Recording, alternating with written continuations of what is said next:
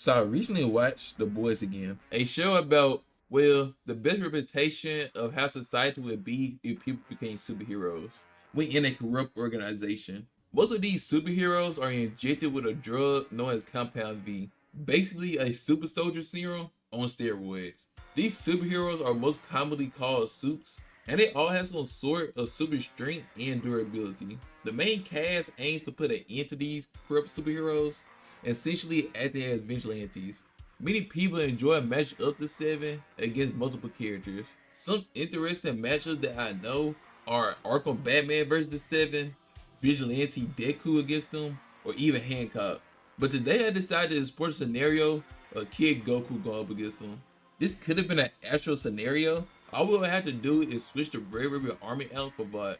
The Kid Goku that I will be using is the one after the 21st Budokai during the Red Ribbon Army saga, but it will be before Corn training. For the 7, I'll be using the very first variation of them, which means I'll be including translucent up in there as well. I'll be scaling them to the best version of themselves throughout the series. If you enjoyed this video, please leave a like, comment, and subscribe, as I put in a lot of effort for studying for this video and want to reach 1,000 subscribers by the end of the year. Let me know if you want more cross-verse videos. I want to first quickly go over The Boys, as I'm more of an anime channel and may have viewers that know nothing about the show.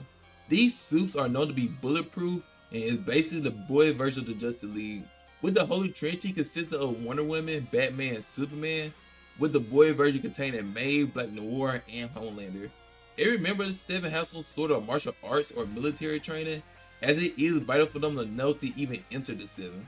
The only problem of the show is actually showing the martial arts when in it, but the best martial artist we see when in the 7 is May, Black Noir, and Homelander. Black Noir is probably the best, with him having various martial arts powers, with him being able to use throwing knives, sword spears, and hand-to-hand combat. Bro is basically a ninja. He also has enhanced agility, flexibility, dexterity, balance, and bodily coordination, being able to jump on rooftops with no problem. Everything you think a human is capable of, he has an enhanced version of that, with his super strength, durability, and regeneration being his best factors. He is stated to be able to run faster than a car and be able to leap up to a house. He was able to take an explosion from a supervillain named the Kid. You can scale this explosion from 2 million joules of energy to 400 million joules of energy. This makes Black Noir durability scale to wall to small building level. What makes Noir so special though is not his durability but his healing factor, healing right after this explosion. May, on the other hand, is even more impressive. In the very first scene of the show, she stops a speeding armored truck just by jumping in front of it. Armored trucks vary in size, but the one I found on this website is the most accurate looking one, weighing around 12,000 pounds. And we assume this truck was going around 25 through 50 miles per hour. Since it was outspeeding police cruisers, this would mean that this armored truck would produce around 1.3 million joules of energy to 340 million joules of energy. She also has impressive strength feats as well, by lifting a man up with one arm and snapping his neck effortlessly. And in the latest season of the show, she was able to go blow to blow with Homelander and even make him bleed. Homelander, who is called the strongest superhero, probably should even exist in his own verse. We never see any impressive combat skill by him, but like I said earlier, he does go fist for fist with Maeve, with him not initially taking her serious at first, and was still able to block and counter some of her attacks. And Black Noir, who survived the explosion, Homelander just penetrates his stomach effortlessly. It makes you wonder when Stormfront and Homelander are literally going at it in the back alleys, how painful that would be for a normal human like you or I. His durability is hard to scale due to Madeline saying there is no weapon on Earth that is possible to take a Homelander down. This would include nukes and such, but this may not be true as Butcher is threatening her life at the moment and she sounds pretty desperate. Also in the series, we see Vought go to the extreme to keep secrets hidden from the public, even if it hindered them or threatened their lives, especially when it comes down to Homelander. Homelander says when he was a child, he was able to break the sound barrier, and when he would look for translucent, he was capable of moving at Mach 1.5. He was able to save Butcher from an explosion, which would require a speed of around Mach 4.5. In the very start of Dragon Ball, we see Goku get run over by a car and picked up with little to no difficulty. The car is very small, but it should weigh at least over 1,000 pounds. Bulma later on shoots Goku with a variety of guns, and it has zero effect on him at all. In the very beginning of Dragon Ball, you can already say that Goku is basically superhuman, and he even have a strong sense of smell where he can sense a whole village of people that he can't see. But we don't know if it was due to his early key training with Grandpa Gohan, or like I just mentioned, his strong sense of smell. He was also caught off guard with a man with a hatchet, and the hatchet just breaks instantly. This is actually pretty impressive for Goku. Yeah, if you know you get caught off guard in Dragon Ball, you get packed up pretty easily. But that is more of a Dragon Ball Super thing than in the original series. We also see Goku blitz and one-shot a gigantic bear thief whose head is bigger than Goku's whole entire body. And if you want to use a square cube law to determine just how big this bear is and how heavy he is, if you want to compare this bear thief to an actual Kodiak bear, then you will find out that this bear thief weighed over a dozen tons and had to stand around 20 feet tall. Right before this too, he is shown to just crush boulders with ease for an early exercise regimen. All of this will require building level of power, and this is just the start of Dragon Ball Goku with a power level of 10, and you can't already put him in a category of superhuman. After his training with Master Roshi, Goku is able to blitz and literally one-tap highly experienced and trained martial artists. And Krillin, who is weaker than Goku, gets blitzed by Master Roshi or Jackie Chan, whichever one you want to go by. But when Krillin starts to focus harder, he is able to see the attack that blitzed him before. Krillin and Roshi then go to have a battle with multiple attacks in just a fraction of a second, and are even thinking of strategies to defeat each other in 0.2 seconds.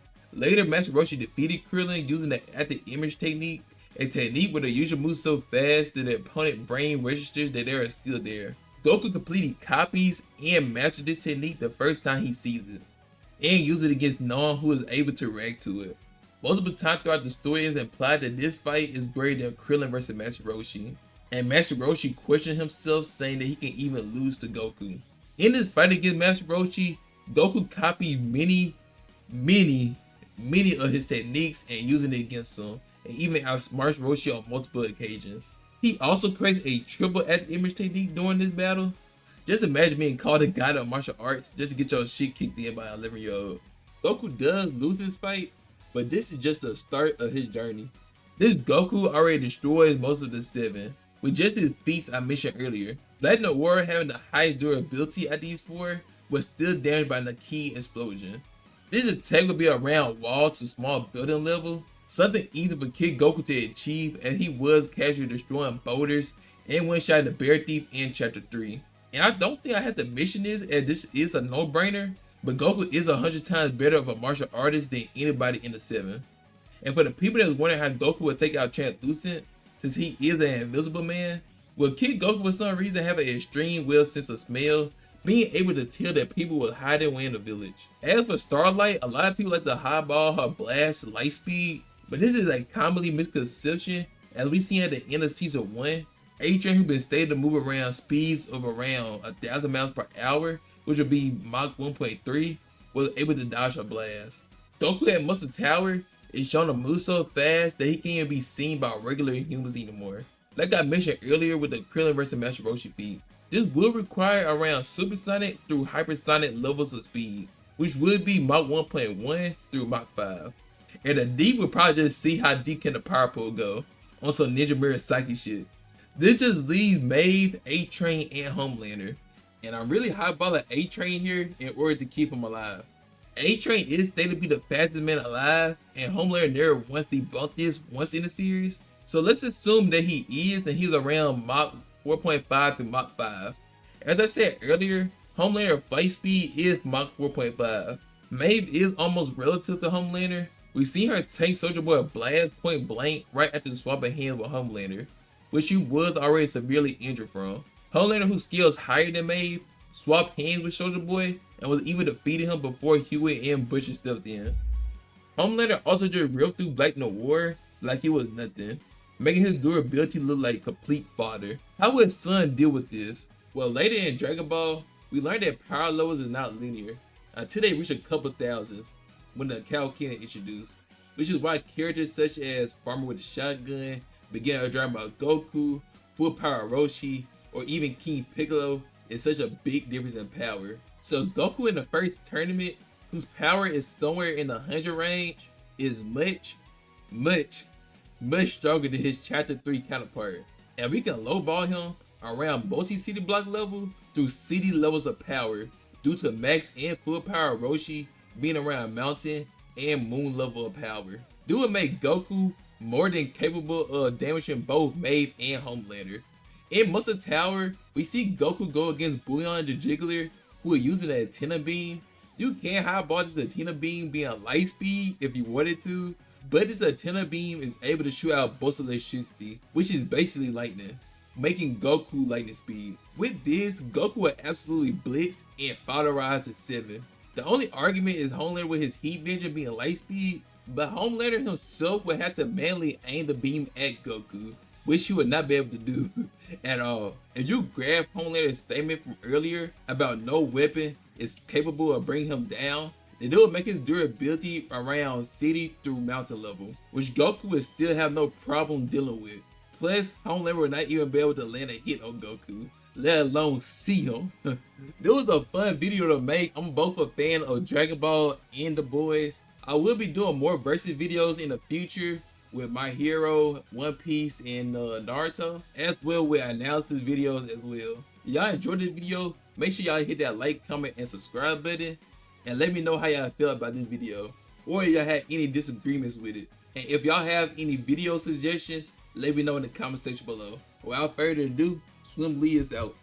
Peace.